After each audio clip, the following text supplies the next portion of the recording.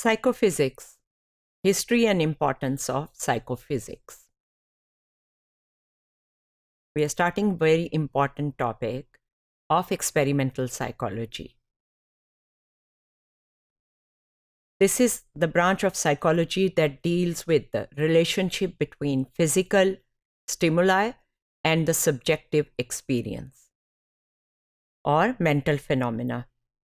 Scientific psychophysics involves the determination of the psychological reaction to events that lie along a physical dimension.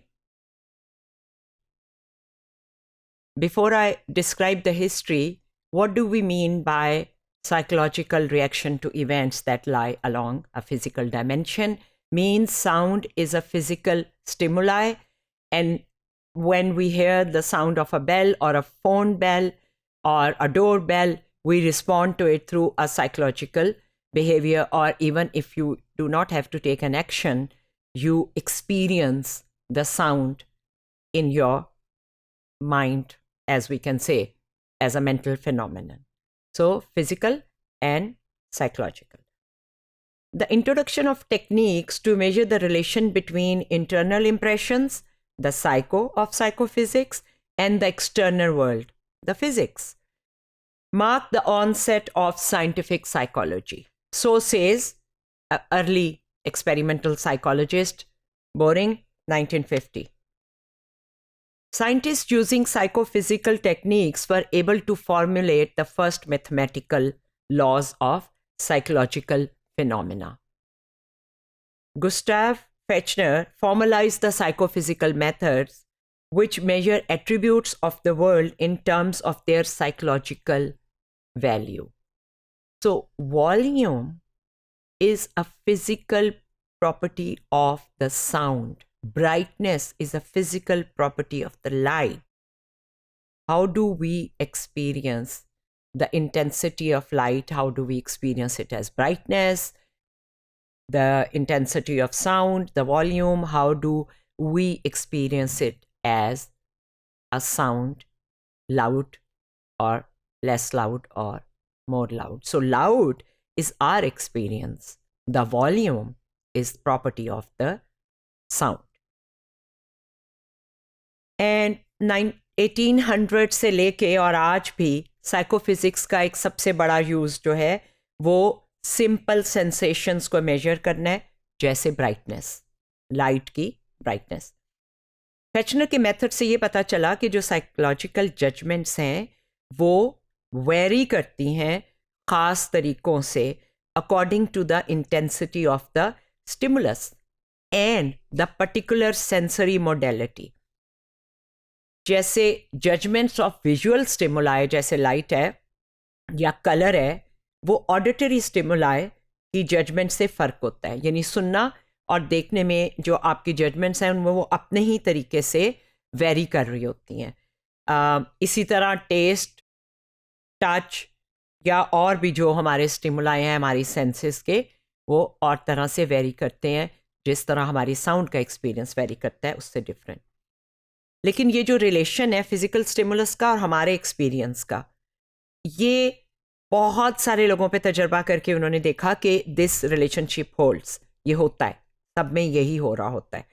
तो फिर Fechner और दूसरे researchers ने ये conclude किया कि इंटरनल जजमेंट्स जो हैं, अगर 100 लोगों ने कहा है कि वॉल्यूम ऊंचा किया आपने, तो 100 ने कहा है हाँ आवाज़ पहले से ऊंची हो गई है, तो उसका मतलब है कि आपने आवाज़ की लाउडनेस जो लोग एक्सपीरियंस कर रहे हैं उसको मेजर करने का एक तरीका निकाल लिया है.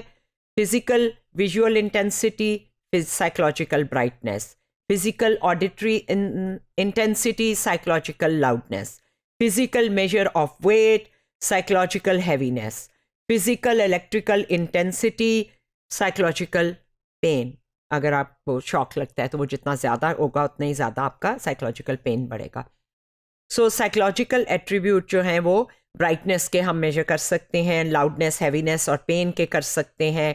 जिस तरह फिज़िक्स वाले लोग जो हैं वो physical attributes of light intensity और साउंड की मेजर करते हैं.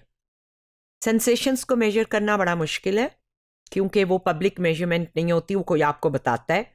इंटरनल जजमेंट्स जो हैं वो हमेशा आइडेंटिकल नहीं होती. अगर आपने उसको डबल किया है तो उनकी लाउडनेस जो है वो डबल ही महसूस हो रही है उनको कि पहले से दुगनी ऊंची हो गई है आवाज़.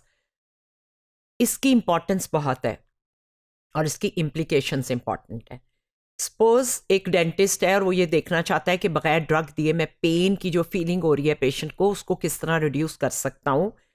तो measurement of pain in psycho physical terms तो हमने कर ली हैं और जो कुछ आपका पेशेंट बता रहा है उसी से आपको पता चल रहा है कि उसको कितना दर्द हो रहा है और कोई पेन की मेजरमेंट नहीं है. तो एक स्टडी हुई है रिसेंट कि अगर कमरे में कोई खुशबूदार चीज़ हो तो उससे आपको पेन कम महसूस होता है और वो ज़्यादा देर तक पेन टेस्ट के ज़रिए किया गया.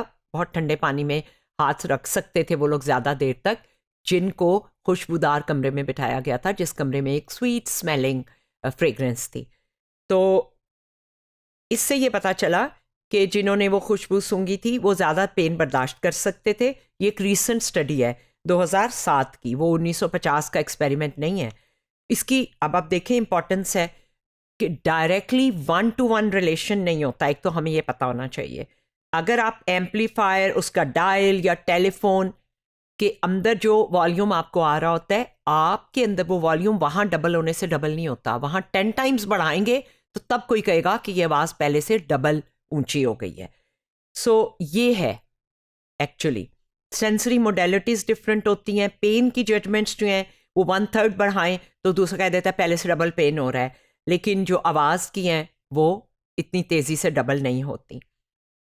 तो हमने ये एग्री किया कि लाउडनेस या पेनफुलनेस को मेजर करना सिंपल नहीं है. इसकी ऑपरेशनल डेफिनेशन ज़रूरी हैं.